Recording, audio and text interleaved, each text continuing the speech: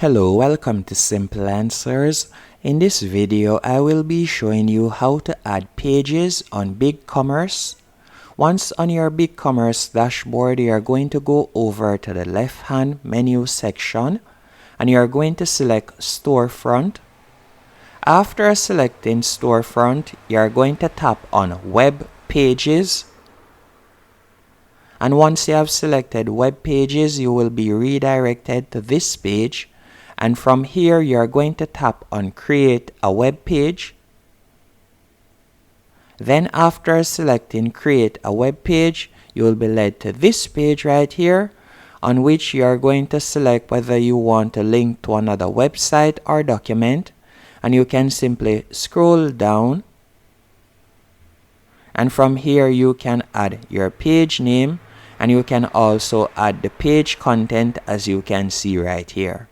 Now after doing this, you'll simply tap on Save and Exit, or you can tap on Save and add another if you would like to add another page. And that's it. Hope you found this video helpful and informative. If you did, be sure to hit the like button and subscribe, and thank you for watching.